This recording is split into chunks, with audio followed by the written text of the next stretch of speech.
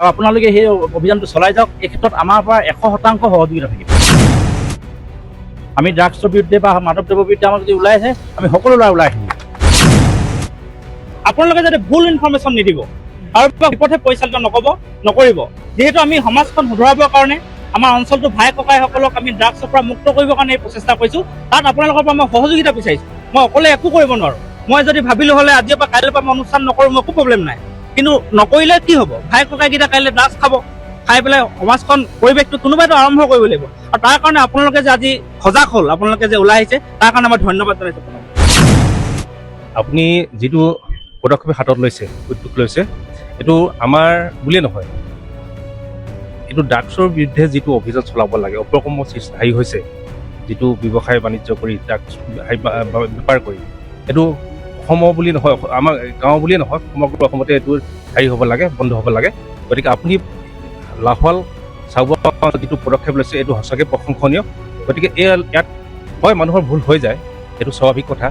আপোনাকো কোনোবাই হয়তো বিশেষ এটা চ'ৰ্চে আপোনাক ৰং ইনফৰমেশ্যন দিছে, তাৰ কাৰণে একো নাই। আমাৰ মাজত এতিয়া ভাল বুজাবুজি হৈ গ'ল। অনাগত দিনত আপোনাক লগত আমি সকলোৱে আছোঁ বুলি আমি কথা দিছোঁ। গতিকে আপুনি এই অভিযানত অব্যাহত ৰাখক, কেতিয়াও মনোবল ভাঙি নিদিব। লগত আমি সকলো ৰাইজ আছে।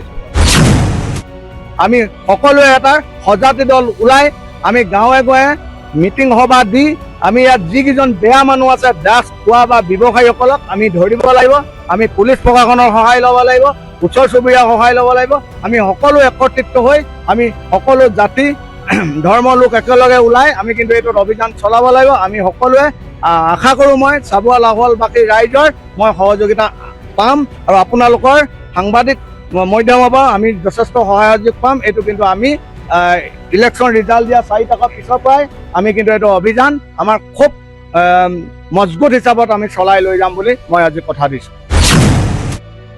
মটক জনগোষ্ঠী কিছুমান এলেকাৰ, মটক আৰু মৰাণ জনগোষ্ঠী বিশেষকৈ তিনিচুকীয়া আৰু ডিব্ৰুগড়, মানে মটক মৰাণ জনগোষ্ঠীৰ এলেকাসমূহত এই মটক আৰু মৰাণ জনগোষ্ঠীৰ ল'ৰাবিলাকক ধ্বংস কৰাৰ ষড়যন্ত্ৰ কিন্তু আমি উমান পাইছোঁ, গোন্ধ পাইছোঁ। যিহেতু তিনিচুকীয়া আৰু ডিব্ৰুগড়ত মানে ড্ৰাগছৰ ইমান বৃদ্ধি পাইছে, বিশেষকৈ মটক আৰু মৰাণ জনগোষ্ঠীৰ মাজৰ যুৱকসকলৰ মাজত আমি উদ্বেগ প্ৰকাশ কৰিছোঁ আৰু চিন্তাত পৰিছোঁ। আমি কৰিলে এই ধৰণৰ চিণ্ডিকেট আমি মানে এই সভা আমি শেষ কৰিব পাৰিম, তাৰ আৰক্ষীৰ লগত আমি বহিব লাগিব, চৰকাৰৰ লগতো আমি এই বিষয়ে আলোচনা কৰিব লাগিব।